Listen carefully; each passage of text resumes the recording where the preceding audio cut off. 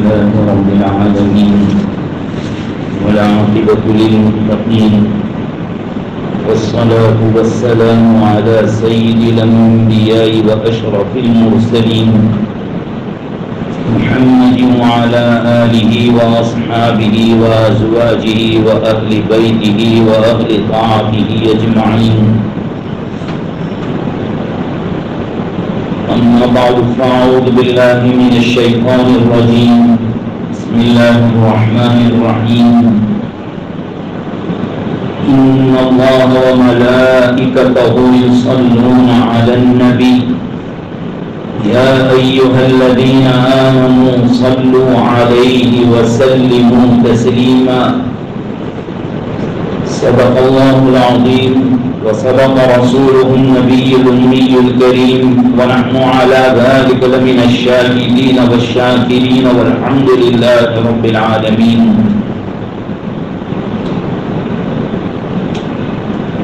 بزرگان محترم و برادران عزیز،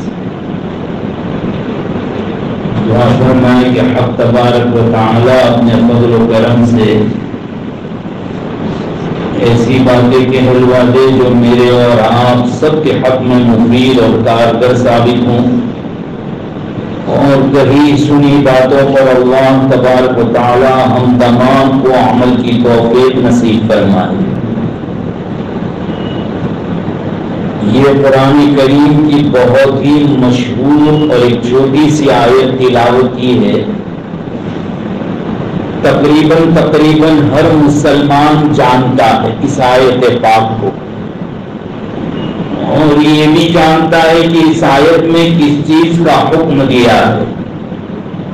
سب جانتے ہیں کہ اس آیت پاک میں نبی کریم صلی اللہ تعالی علیہ وسلم پر صلاۃ و سلام پڑھنے کا حکم دیا گیا ہے، درود پاک پڑھنے کا حکم دیا گیا،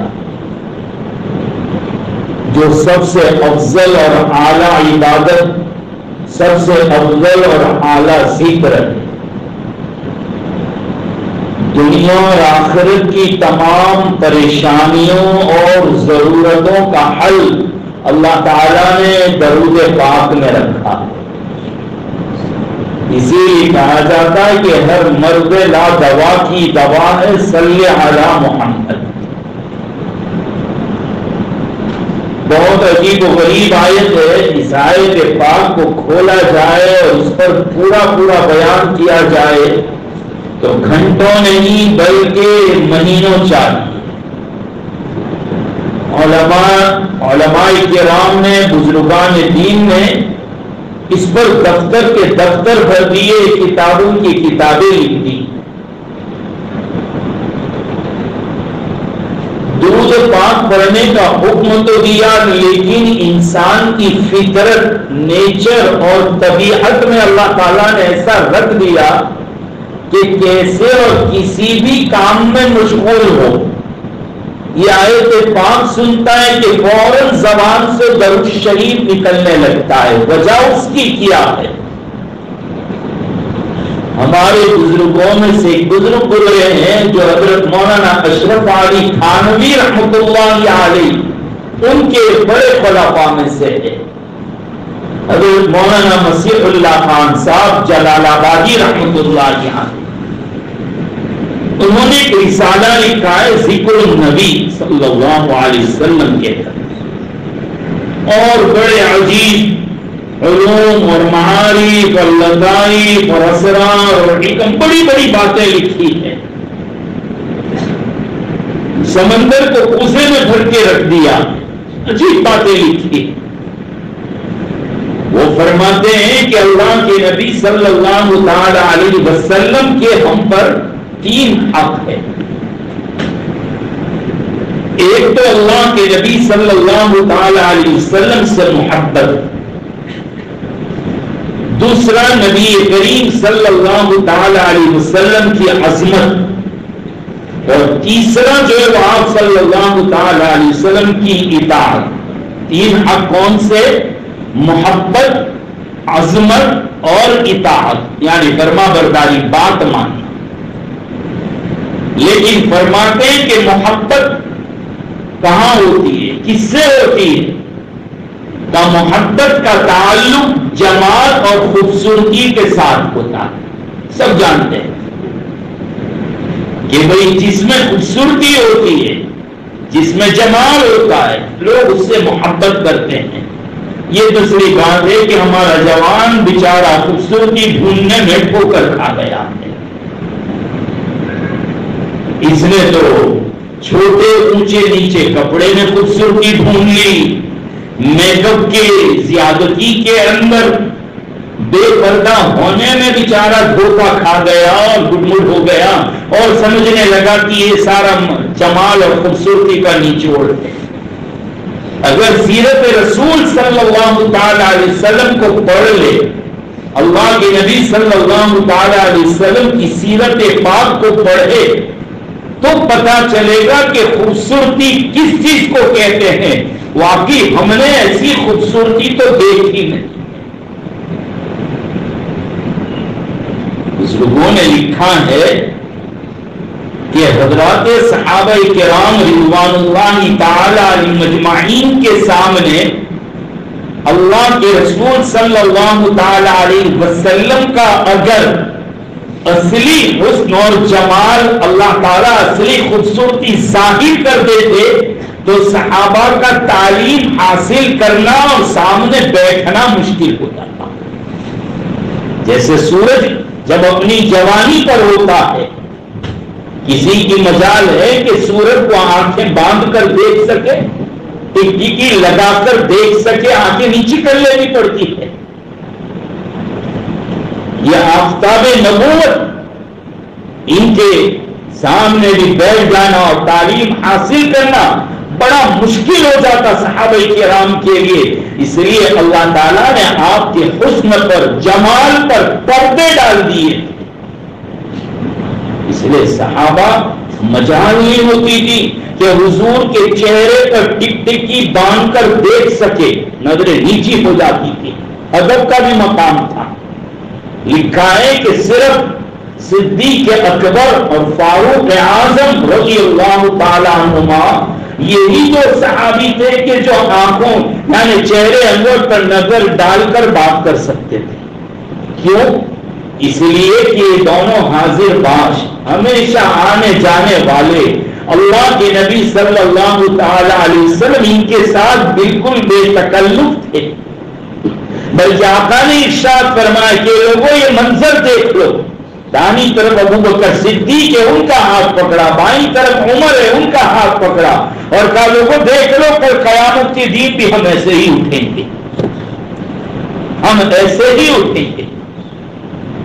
کئی مرتبہ حضرت ابو بکر اور عمر یہ فرماتے ہیں کہ میں داخل ہوا، میں نکلا، میں گیا، میں چڑھا، میں نے کھایا، میں اور ابو بکر، میں اور عمر اس طریقے سے اللہ کے نبی صلی اللہ تعالی علیہ وسلم کے ساتھ ہوتے ہیں۔ اسی کا تو اثر ہے کہ قیامت تک دونوں صحابی ساتھ رہیں گے مزار اقدس میں۔ کسی کی مجال بھی نہیں ہے کہ دونوں کو وہاں سے ہٹا سکے۔ ایک سینے سے جا کر چمٹ گیا ہے اور دوسرے نے دونوں کے قدموں کو پکڑ لیا۔ ابو بکر اللہ کے نبی صلی اللہ علیہ وسلم کا جہاں سینہ مبارک ہے قبر اطہر میں، وہاں ابو بکر کا سر ہے، محبوب سینے سے چمٹ جاتا۔ اور حضرت عمر رضی اللہ تعالیٰ جن کا ادب کا تقاضا یہ ہوتا تھا کہ اللہ کے نبی منبر شریف پر تیسرے درجے پر بیٹھتے، جہاں پر اللہ کے نبی کے پیر مبارک رکھنے کی جگہ ہوتی وہاں ابو بکر بیٹھا کرتے تھے۔ اور جب فاروق اعظم خلیفہ بنے تو حضرت عمر فاروق رضی اللہ تعالیٰ جہاں ابو بکر کے قدم ہوتے تھے وہاں عمر بیٹھا کرتے تھے قدموں میں۔ قبر اطہر میں بھی یہی کیا کہ حضرت عمر رضی اللہ تعالیٰ دونوں کی ایک ایسی جگہ پر آرام فرما رہے کہ گویا دونوں کے قدموں میں، علماء نے لکھا یہ ایسا، یہ دو آخری 3 انگلیاں بڑی، انگوٹھا کہاں پر ہے دیکھو قدموں میں آ رہا ہے، بس یہ تھے۔ بہرحال خلاصہ کلام یہ ہے کہ اللہ کے نبی کے جمال پر بات کر رہا تھا۔ جمال کو تو چھیڑوں گا بھی نہیں، ورنہ اگر جمال چھیڑ دیں گے اسی میں کھو کر رہ جائیں گے۔ بس اتنا ہی کہیں گے کہ ایسا جمیل، ایسا حسین، ایسا خوبصورت دیکھا نہیں. یا صاحب الجمال و یا سید البشر من وجهك المنیر لقد نور القمر لا يمكن الثناء كما كان حقه بعد خدا بزرگ. تو یہ قصہ مختصر. اللہ کے بعد کسی کا تذکرہ چھیڑا جا سکے تو نبی کریم صلی اللہ تعالی علیہ وسلم کی ذات اقدس ہے. کسی کی مجال نہیں ہے کہ آپ کے جمال مبارک کا پورا پورا ذکر کر دیں. وَأَحْسَنَ مِنْكَ لَمْ تَرَ قَطُّ عَيْنِي، میری آنکھوں نے آپ سے زیادہ حسین دیکھا نہیں. وَأَجْمَلُ مِنْكَ لَمْ تَلِدِ النِّسَاء، اتنا خوبصورت کسی ماں کے پیٹ نے جنا ہی نہیں. خلقت مبرأ من كل عیب، تمام عیوب سے پاک پیدا کیا گیا. کأنک قد خلقت کما تشاء، ایسا پیدا کیا گویا جیسا کہ خود آپ چاہتے ہیں. اتنا حسین. بلکہ اخیر میں کہہ دینا پڑتا ہے ہزار بار بشویم دہن سے مشکو گلاب ہنوز نام تو گفتن کمالے بے ادبی اثر. ہزار مرتبہ بھی میں اپنے منہ کو مشک اور گلاب سے دھولوں تب بھی یہ پاک نبی تیرا پاک نام لیتے ہوئے ڈر لگتا ہے کہ کہیں بے ادبی نہ ہو جائے. کیا بات کہی جائے، کس طریقے سے آپ کے حسن اور جمال کو بیان کیا جائے. ایک بات سنا دوں، بڑی عجیب، ایک عاشق نے بڑی عجیب بات لکھی کہ کسی نے تشبیہ دے دی چہرے انور کو، روح زیبا کو. کیا کہا؟ چاند جیسا خوبصورت چہرہ. کیا کہہ دیا؟ سب خوش ہو جائیں گے کہ واقعی کیا تشبیہ ہے کہ چاند جیسا خوبصورت چہرہ. لیکن ایک عاشق اٹھ کے لکھ دیتا ہے چاند سے تشبیہ دینا بھی تو کوئی انصاف کی بات ہے. چاند میں تو ہے چھائیاں، میرے حضرت کا چہرہ صاف. چاند میں تو گھڑے پڑے ہوئے، بادل میں بھی آ جاتا ہے، میرے حضرت کا چہرہ تو بالکل اس سے صاف ہے. بلکہ چاند کو ڈھونڈنا ہے تو گال مبارک کی چمک میں دیکھ لو، اندر نظر آئے گا. بلکہ آپ کے گال مبارک کی چمک سے چاند کو چمک ملی. یہ خوبصورتی کا عالم ہے. یقینی بات ہے کہ جب آپ سے زیادہ کوئی حسین، کوئی جمیل اور کوئی خوبصورت نہیں،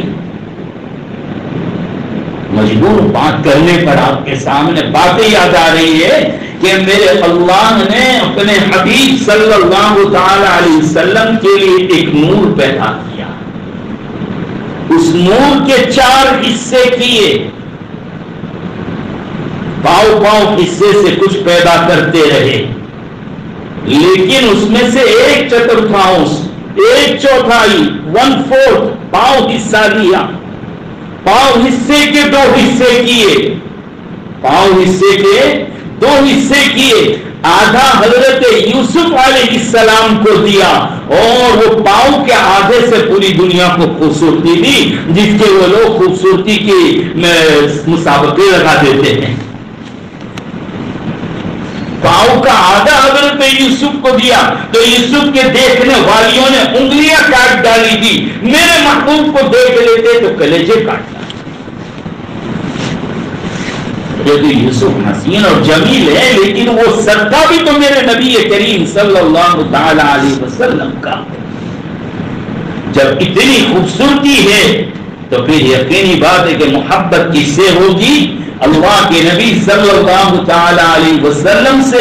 اور صرف کسی کے سامنے یوں کہہ دینا بہت محبت ہے، بہت محبت ہے، یہ کام نہیں چلے گا. محبت کا تقاضا یہ ہے کہ زبان پر ہر وقت درود پاک تازہ رہے. اسی لیے بلا تکلف ایک مسلمان کی زبان پر درود شریف آ جاتا ہے. دوسری بات میں نے کہی تھی کہ اگر عظمت کسی کی دلوں میں ہو تو وہ نبی کریم صلی اللہ تعالی علیہ وسلم. اور عظمت کسی کی آتی ہے اس کے اندر جو خوبیاں ہوتی ہیں، جو کمالات ہوتے ہیں، جو کام ہوتے ہیں، اس کو دیکھ کر سامنے والے کے سامنے سر جھک جاتا ہے کہ بڑا عظیم آدمی ہے، یہ کارنامہ، یہ کارنامہ، یہ کارنامہ. ہم پوری دنیا کو چیلنج کر سکتے ہیں، دنیا کے جتنے اچھے کارنامے ہیں لے کر آئیے، وہ سب کو بتایا ہے اگر کسی نے اور کر کے دکھایا ہے کسی نے، اور اس سب میں ٹاپ پر اور اعلیٰ درجے پر اگر کوئی ہے تو وہ کوئی اور نہیں، میرے آقا نبی کریم صلی اللہ علیہ وسلم۔ اسی لیے کہتے ہیں حسن یوسف دم عیسیٰ ید بیضاداری، آنچے خوبا ہما دارن تو تنہا داری۔ سارے نبیوں میں مل کر جو کمالات تھے وہ ایک میرے آقا نبی کریم صلی اللہ علیہ وسلم میں اکیلے میں وہ کمالات تھے۔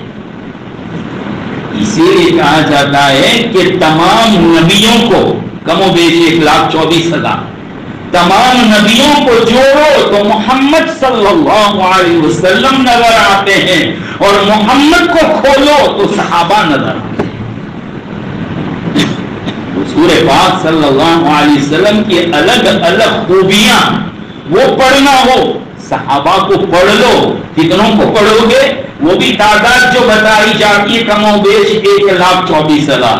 اگر آپ عاشق رسول ہیں اور اللہ کے نبی کے کمالات اور خوبیوں کو دیکھنا اور پڑھنا ہے اور سمجھنا ہے تو حضرات صحابہ کرام رضوان اللہ تعالی علیہم مجمعین کو پڑھ لو تو آپ کو آقا کے کمالات سمجھنا، زندگی ختم ہو جاتی ہے۔ سارے کمالات میں اعلیٰ درجہ اعلیٰ مقام جب آپ کا ہے تو یہ قانون ہے کہ کمالات ہوگی وہاں عظمتیں پائی جائیں گی۔ تو سب سے زیادہ عظمت ایک دل کے اندر وہ ہو تو وہ نبی کریم صلی اللہ تعالی علیہ وسلم کی عظمت۔ اور تیسری جو چیز بتائی وہ اطاعت، فرما برداری۔ اور اطاعت اور فرما برداری کب کرتے ہیں؟ کون کرتا ہے؟ جب کوئی کچھ لیتا دیتا ہے، بھئی کیا کروں، اس کی بات ماننی پڑی، میرے پر بہت احسان ہے، مجھے بہت لیا دیا ہے۔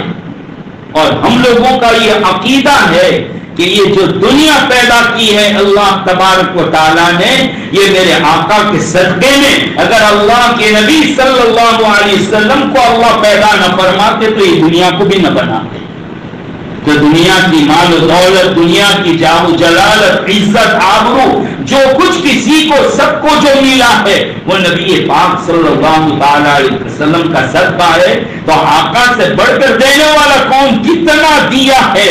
تو یقینی بات ہے کہ احسان تلے دبے ہوئے ہیں، احسان تلے دبے ہوئے ہیں۔ تو پھر جب احسانات بھی آپ کے تو اطاعت بھی آپ کی، اور اطاعت کے معنی درود پاک کے جدھر سے آؤ گے سب جگہ سے یہی جواب ملے گا، او مسلمانوں تمہاری زبان پر درود پاک آ جانا چاہیے۔ اوپر سے یہ ہے کہ سونے پر سہاگا قرآن حکم بھی دے رہا ہے، ان اللہ و ملائکتہ یصلون علی النبی۔ کیا کہہ رہے ہیں؟ اللہ اس کے ملائکہ نبی پر صلات بھیجتے ہیں۔ اللہ اکبر۔ علماء سمجھتے ہیں کہ یہ آیت پاک کو بیان کیسے کیا جا رہا ہے؟ لفظ ان آیا ہے، اور ان جہاں پر آ جاتا ہے اس کا ترجمہ بے شک بے تحقیق یعنی تاکید کے ساتھ حکم دیا جا رہا ہے۔ لطف آتا ہے ان علماء کو جو عربی پڑھے ہوئے سمجھتے ہیں کہ یہ ان ہے کہ ان ہے کہ کانا ہے، کیوں لائے ہیں؟ ایسے نہیں ہوتا، اس کے اندر کوئی بات ہوتی ہے۔ ان اللہ و ملائکتہ، اللہ بھی جو عمل کر رہے ہیں یعنی درود بھیجتے ہیں، اور وہی عمل نبی کریم فرشتے بھی کر رہے ہیں، ملائکہ بھی کر رہے ہیں، اور وہ حکم مجھے اور آپ کو کرنے کے لیے دیا ہے کہ تم بھی کرو۔ دیکھو یہاں پر بھی یہ نہیں کہا ان اللہ و ملائکتہ یصلون علی محمد، نہیں یصلون علی النبی۔ اللہ تبارک و تعالیٰ زیادہ تر اپنے نبی کا نام نہیں لیتے، بلکہ نبی رسول اس طریقے سے یاد کیا جاتا ہے۔